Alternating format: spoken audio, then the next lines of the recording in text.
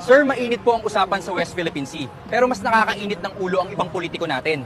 Pakibisto mo nga ang tuta moves ng mga politikong ito na imbes na ipagtanggol ang atin, ay parang spokesperson pa ng China. Brad, bago tayo pumunta sa dagat, pumunta muna tayo sa kasaysayan. Sina Andres Bonifacio, Jose Rizal, Antonio Luna, Gregorio del Pilar, nag-alay sila ng buhay. Dugo ang pinuhunan nila para sa kalayaan natin. Hindi sila natakot lumaban sa mga dayuhan kahit debolo lang sila at dekanyon ang kalaban. Bakit? Kasi alam nila na ang lupa at dagat natin ay para sa Pilipino. Pero ngayon, tingnan mo ang ibang senador at congressman natin. Naka-aircon, naka-kotse, ang laki ng sweldo galing sa buwis natin. May mga mambabatas dyan, hindi ko napapangalanan, alam niyo na kung sino. Yung mga mukhang siopaw mag-isip, maputi sa labas, pero alam mong puro bula-bola ang nasa loob. Kapag usapang West Philippine Sea, ang banat nila, matapang kasi masyado ang Coast Guard natin. Wala tayong laban sa China. Ipamigay na lang natin para walang gulo. Lintik, kung buhay si Bonifacio ngayon, baka tinagana kayo. Ang tawag dyan, modernong makapili. Traidor sa harap ng sakripisyo ng mga ninuno natin. Himayin natin ang 100% modus ng panlilin lang nila. Unahin natin ang the 9-dash line o ang magic drawing. Brad, alam mo ba kung ano yan? Isang araw may gumising sa China, kumuha ng ballpen at mapa, tapos nag-drawing ng guhit. Sabi nila, lahat ng nasa loob ng guhit na to, amin na. Walang basehan sa batas, walang basehan sa kasaysayan. Drawing lang yan sa historical imagination nila. Isipin mo tol, pumunta ako sa tapat ng bahay mo, gumuhit ako ng bilog sa lupa, nasakop ang gate mo, garahe mo, at kusina mo. Tapos sasabihin ko,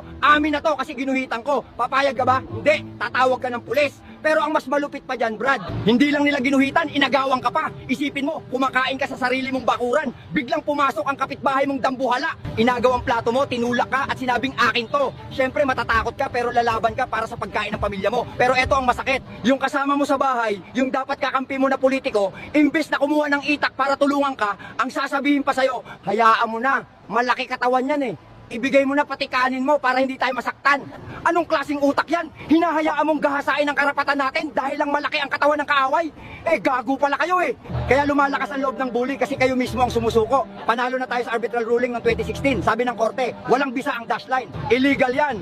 Atin ang exclusive economic zone. Ibig sabihin, tayo lang ang may karapatang makinabang sa yaman ng dagat na yan. Tayo lang ang may karapatan sa isda, sa langis, sa gas. Pero bakit itong mga politiko natin parang abogado pa ng China na pilit binubuhay ang walang kwentang argumento ng dash line? Isunod natin ang the official map alibay. Ang galing magpaikot ng senador na yan. Sabi niya, i-give up na lang natin ang Kalayaan Island Group kasi wala naman daw tayong official map na nagsasabing atin yan. Hindi daw malinaw ang coordinates. Hoy, magbasa ka ng history. 1734 pa lang, may Murillo Velarde map na tayo. Nakalagay na dyan ang Los Bajos de Paragua o yung mga island sa Palawan. Atin na yan bago pa isilang ang lolo ng lolo mo. Eh ang China, kailan lang lumabas sa mapa nila ang Spratlys? Taong 1947 lang. Ang layo sa 1734 natin. At alam nyo ba ang nakakatawa? Kinopya lang nila ang pangalan sa British Admiralty charts. Yung English names, tinranslate lang nila sa Chinese. Tapos sasabihin nyo, nauna sila. Mas nauna pa tayong may titulo kaysa sa kanila. Para kang may original receipt. Tapos papayag kang agawin ng kapitbahay mong namulot lang ng resibo sa basurahan. At eto pa, sabi niya wala daw West Philippine Sea sa batas. Hilo ka ba? Nasa Republic Act 9522 yan. Nasa Maritime Zones Act yan.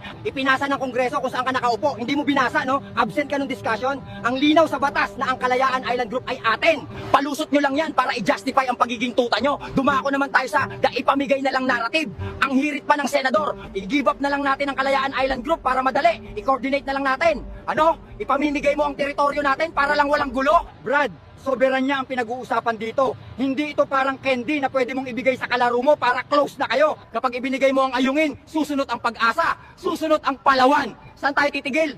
Sa Luneta. At eto ang pinakamalupit sa lahat tol, ang the gaslighting o ang biglang kambyo. Sa hearing, dinig ng buong Pilipinas ang sinabi niya. Ang gawin natin po para madali, i-give up natin yung KIG, naka-record, viral. Pero nung binati ko siya ng taong bayan, biglang kambyo. Biglang sabi sa plenaryo, Mr. President, kahit kailan hindi ko sinabi yon, na misinterpret lang ako. Wow! Magic! Ano to? Auditory hallucination ng buong bayan? Bingi kaming lahat? Ganun ba? Ang tawag dyan, gaslighting. Ginagago ka na sa harap mo, pinapaniwala ka pang mali ang narinig mo. At ang palusot niya, teritoryo daw ang isla pero nasa labas daw ng exclusive economic zone kaya hindi pwedeng isama sa mapa ng West Philippine Sea.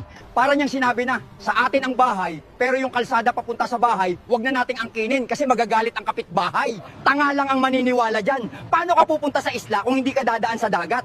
Lilipad ka? Magte-teleport ka? Ang karapatan sa isla ay may kasamang karapatan sa dagat na nakapaligid dito. Yan ang UNCLOS. pero pilit niyang pinaghihiwalay para lituhin ang tao at para pahinain ang posisyon natin. Ang lakas ng loob niyang magtanong, ano ba talaga ang ipagbubuwis natin ng buhay dito? We will offer our lives for something that is not even within our EEZ. Tinatanong pa ba yan? Pagkain, enerhiya, seguridad, yan ang benefit, yan ang motive. Kaya huwag kaming bulahin sa misinterpreted na yan. Huli ka na, Balbon. Ang dila ng tao pwedeng bumaligtad, pero ang video record hindi nagsisinungaling. Pag-usapan din natin ang the fake patriot style sa hearing. Ito ang pinakamalupit na modus nila. Pansinin nyo kapag may hearing. Ang ganda ng intro. Sasabihin nila, Mr. Chair, naniniwala ako na atin ang West Philippine Sea. Dapat ipaglaban natin yan. Agree ako dyan. Palakpakan ng mga tao, makabayan kunwari. Pero pagkatapos ng intro, pakinggan nyo ang kasunod. Sino ang binabanatan nila? Ang China ba? Ang binabanatan nila ay ang Philippine Coast Guard at DFA. Ang gigil nila, wala sa China. Ang gigil nila, nasa sarili nating mga bantay dagat. Tatanungin nila, baka naman kasi kayo ang nag-provoke. Baka naman masyado kayong matapang. Nakikita nyo ang pattern? Hindi nila kayang magalit sa China para silang may magnanakaw na pumasok sa bahay, pero ang pinapagalitan nila ay yung guard na nagtatanggol sa pinto. Sasabihin pa nila, hindi ako pro-China ha, pro-Pilipino ako. Kung pro-Pilipino ka, bakit ang dulo ng dila mo laging pabor sa narrative ng Beijing? Bakit kapag binomba tayo ng tubig, tiklop ka, pero kapag sumagot tayo, galit ka? Magaling sila magpaikot ng kwento. Sasabihin nilang diplomacy daw ang gusto nila, pero ang diplomacy nila lumuhod. Ang tawag dyan, wolf in sheep's clothing. Nagdadamit makabayan, pero ang puso made in China. Pag-usapan din natin ang datakot sa gulo tactic. Ito ang paborito nila. Sasabihin nila, gusto nyo ba ng labanan? Tol, walang may gusto ng labanan. Pero bakit ang Vietnam, ang Indonesia, ang Malaysia lumalaban sa China? Nanggugulo rin ng China sa kanila. Sinusunog nila ang barko ng China. Nagpapadala sila ng Navy. Binomba ba sila? Hindi kasi alam ng China na kapag namomba sila, bagsak ang negosyo nila sa buong mundo. Takot din ng China sa totoong labanan. Pero itong mga politiko natin, ginagamit ang takot para duwagin ang Pilipino. Para tanggapin natin na wala tayong magagawa. Ito ay psychological warfare. At ang nagkakalat nito ay sarili nating mga mambabatas. Bakit nila ginagawa to? Simple lang. Wala nang kulay-kulay dito. Walang dilaw, walang pula, walang berde, walang pink. Ang labanan dito, maka-Pilipinas o maka-China. At sa inaasal nila, hindi na to hinala. Klaro pa sa sikat ng araw, ang katapatan nila ay wala sa watawat, nasa bulsa. Para sa kanila, ang Pilipinas ay hindi inang bayan. Para sa kanila, ang Pilipinas ay isang tindahan na pwede nilang ibenta ng pira-piraso sa kung sino ang may pinakamalaking offer. Kaya may suggestion ako, tol. Tutal, sabi ng senador na yon, i-give up na lang natin ang Kalayaan Island Group para madali. Aba, may mas magandang idea ako. Imbis na i-give up natin ang mga island na mayaman sa langis at isda na para sa pamilyang Pilipino, bakit hindi na lang yung mga politikong ito ang i-give up natin? Bakit hindi na lang sila ang isuko natin? Sila ang iwaksi natin sa pwesto sa susunod na eleksyon. Tutal, mas gusto naman nilang magsilbi sa dayuhan kaysa sa bayan, di ba? Doon na lang sila. At ito ang tandaan nyo, tol. Huwag nating sayangin ang sakripisyo ng ating mga bayani na inalay ang buhay para sa Pilipinas.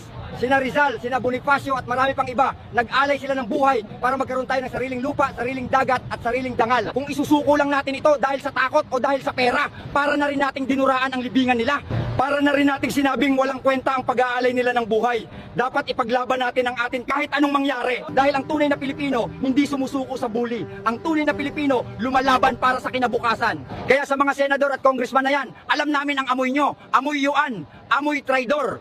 Kaya kung tatanungin mo ako kung ano ang dapat gawin sa mga politikong ito, na mas mahal pa ang dashline ng iba kaysa sa coastline ng Pilipinas, simple lang, tol. Sila ay mga politikong walang silbi. Dapat ibasura sa eleksyon. Mga traidor sa sariling bayan.